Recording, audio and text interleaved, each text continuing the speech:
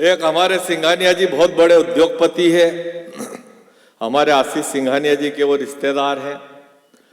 मैं चार पंक्तियां सबिया जी के कहना चाहता हूं। हमारे युगल शर्मा जी और हमारे वाजपेयी जी दो ही यहाँ बैठे हैं। आप दो ही बैठे हो तो पूरा छत्तीसगढ़ बैठा है, हमको कोई दिक्कत नहीं है, आप दो ही बैठे रहना। एक 20 मिनट और है, हमारे शर्मा जी और यदु जी दो और बचे। आप हमको क्या निपटा, हमको तो निपटा दिया था 2-3 ने। मद भरे नयन को काजल की जरूरत क्या है। बेटा बात समझ में आ रही है ना?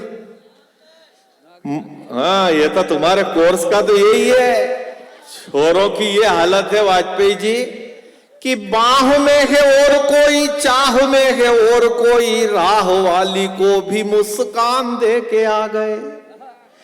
एक से लड़ाए नैन, दूसरी का लिया चैन, तीसरी को शादी की जबान दे के आ गए। आज के ये मजनू तो खुद नहीं जानते कि कहां कहां प्रेम के निशान दे के आ गए। और जिन लिफाफों में प्रेम पत्र भेजा करते थे, उन्हीं लिफाफों में कन्यादान दे के आ गए। ये लड़कों की हालत है। रेंदो खाली अकेले पे ही लोड आ गया बेटा। कि मद भरे नयन को, आइए पवन जी, मफतलाल अग्रवाल मथुरा के हैं और उनका विजबाण ग्रुप एक चैनल है, वो जो रिकॉर्डिंग कर रहे हैं आज पूरे हिंदुस्तान में। वो कवि सम्मेलन के लिए यात्राएं करते हैं, कष्ट उठाते हैं, खर्चा करते हैं और पूरे देश में जन जागृति लाने का प्रयास कर रहे हैं। ये मफतलाल जी का हम बहुत सम्मान करते हैं।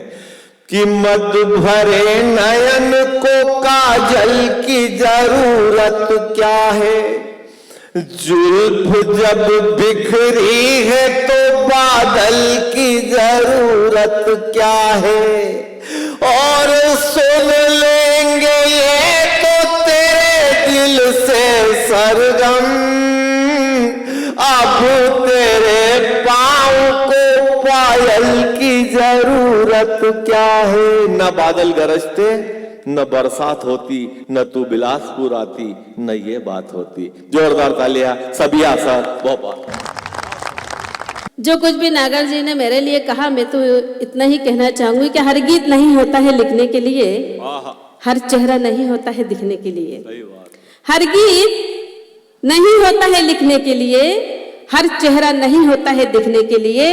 और खुशबुओं के तलाश में घूमने वालों, हर फूल नहीं होता है बिकने के लिए। क्या बात है। अब ये लड़के समझ गए कि इसीलिए तुमको बुलाई हम सबको सीखने के लिए। और यहाँ पे युगल जी शर्मा भी उपस्थित है, धीरज जी वाजपेयी भी उपस्थित है। दोनों ने मुझे बहुत फोन करे हैं। पहले, इससे पहले कोई कवित्री को नहीं करा, तुम ही हो किस्मत वाली। हाँ, भाभी है क्या? अरे तो ये तो दूध के धुले हैं, बरसों बाद मिले हैं। हाँ चलो शुरू करो। मेरे तो यही समझ में नहीं आता कि मैंने तो ऐसा कुछ भी नहीं कहा था। पत्नी तो आपकी कुछ भी नहीं कहेंगी, आपसे बेफिक्र रहिए। अरे वो इतने में ही कह देती है, बहाना चाहिए उनको तो खाली। हाँ, लेकिन मैं आप दोनों से बस इतना ही कहना चाहूंगी, सुनिएगा, कि दिल में उल्फत संभाल कर रखना। आप दोनों ये इबादत संभाल कर रखना। पूरी बात सुनो, आप लोग थोड़ी कह रहे हैं।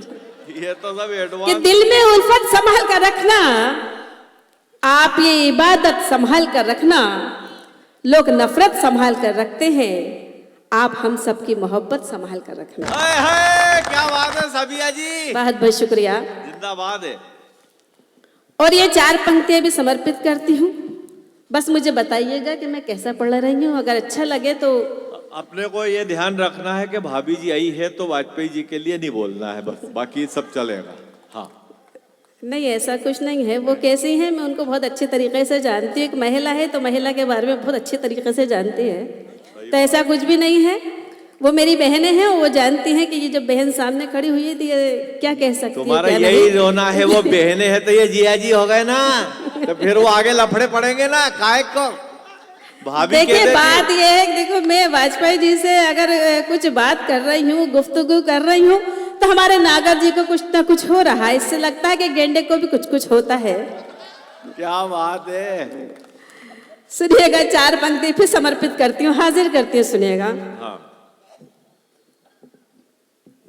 कि आओगे जब मिलने हम दीप जला देंगे, आओगे जब मिलने हम दीप जला देंगे, मिल कर के गले तुमसे हम ईद मना लेंगे, मिल कर के गले तुमसे हम ईद मना लेंगे। रिश्तों की कहीं कोई मस्जिद है ना मंदिर, हम प्यार के सजदे में सर अपना झुका देंगे। क्या कहा है, गजब गजब गजब। बहुत बहुत शुक्रिया। कुछ पंक्तियां और आप तक पहुंचाती हूँ, हाजिर करती हूँ, सुनेगा। कि मदीना मुद्दतों ठहरे शिवाला हमने देखा है, मदीना मुद्दतों ठहरे शिवाला हमने देखा है, अंधेरों से भी गुजरे हैं उजाला हमने देखा है, अंधेरों से भी गुजरे हैं उजाला हमने देखा है।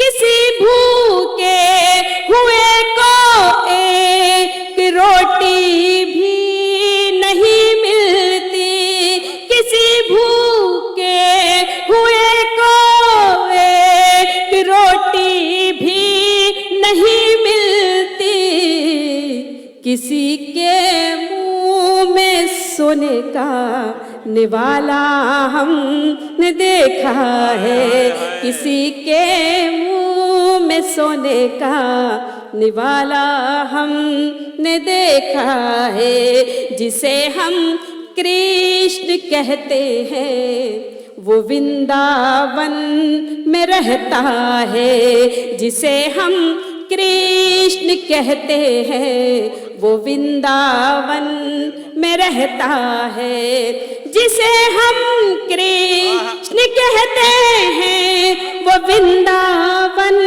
में रहता है।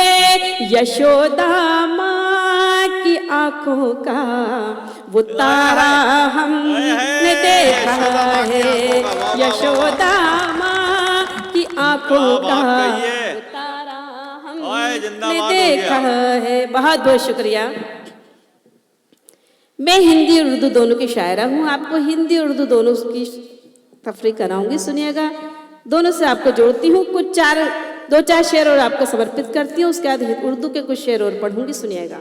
मैं नहीं, वो महिलाओं से कौन बहस करे, सुनिएगा, हाजिर करती हूँ कि बेचारा बेटे सुन रहे हो चुपचाप। उनको यह ध्यान है खाली कि जब अपन से साइकिल की चेन नहीं चढ़ती तो बुलेट को स्टैंड पे क्यों लगाएं। देखिए, ये नागर जी की बात पे ध्यान में दीजिएगा। मैं तो आज से इतना ही कहना चाहूंगी। देखिए, मैं सीधे आप लोगों से जुड़ रही थी, लेकिन नागर जी ने बीच में फिर अपना पैर फंसा ही दिया है। तो सुनिएगा कि हाँ, ये बेवजह कर रहे शोर है, हाँ ये बेवजह कर रहे शोर है, वकील हैं पर मुकदमा कमजोर है, कि वकील हैं पर मुकदमा कमजोर है, पढ़े लिखे हैं जरूर पर इनको इतना भी नहीं पता कि ये जो सामने खड़ी हुई है इसका मालिक कोई और है। थोड़ा वाजपेयी जी, आप कहीं गरम तवा देख के अपनी रोटी अलग सेको, इधर केले के ट्रक में इलायची मत फेंको। देखिए वाजपेयी जी, मैंने आपसे कुछ भी नहीं कहा, जो कुछ कहा नागर जी ने कहा। इसलिए अब ये जो मेरी बहन बैठी है ये तो कुछ भी नहीं कहेंगी आपसे, क्योंकि इनको मालूम है कि मेरा पति तो बहुत अच्छे है, लेकिन जो संचालन कर रहा है उसके लक्षण खराब है। तो ऐसा कुछ नहीं है। मैं तो इतना ही कहना चाहूँगी, सुनिएगा। जो कुछ भी इन्होंने कहा है तो मैं नागर जी को आपकी तरफ से एक जवाब दे देती हूँ कि अपनी हद से न यूं न गुजर जाइए, अपनी हद से न यूं न गुजर जाइए, उम्र का है तकाजा सुधर जाइए, उम्र का है लिहाजा सुधर जाइए, आपके बाद भी जिक्र हो आपका, वाह आपके बाद भी जिक्र हो आपका, काम कुछ ऐसा भी कर जाइए, अपनी हद से न यूं न गुजर जाइए। ऐसा है सबिया जी, आसाराम बापू पागल नहीं है, जोधपुर जेल में 18 साल से बैठे हैं, सिर्फ इसलिए जेल गए वो इन लड़कों को ये बताने के लिए कि अगर जिद पे आ जाए तो बूढ़ा बेल भी नई रस्सी तोड़ देता है, और अगर इंजन टनाटन हो तो पुराना खटारा ट्रक भी नई मारुति को पीछे ही छोड़ देता है। ताली वाली बजाओ, बढ़िया बढ़िया गीत गए।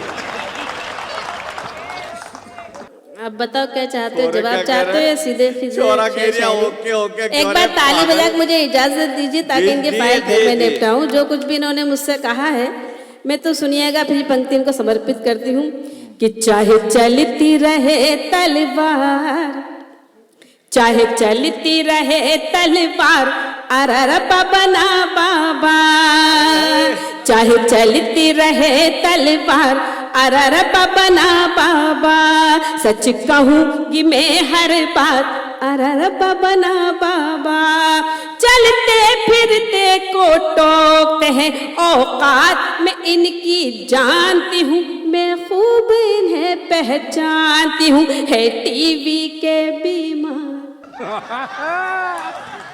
इतनी खराब महिला है ये, दूसरों को वो कह रही है, गलत बात है। ए देख, पराई स्त्री पराया शहर अंधेरी रात, कानून कड़क है, छेड़छाड़ करने का कोई कायदा नहीं है। मैं तो इसलिए चुप हूं कि मैं मुंह धोऊंगा तब तक तू भोपाल पहुंच जाएगी, मेरे को अमरीश पुरी बनने से कोई फायदा नहीं है।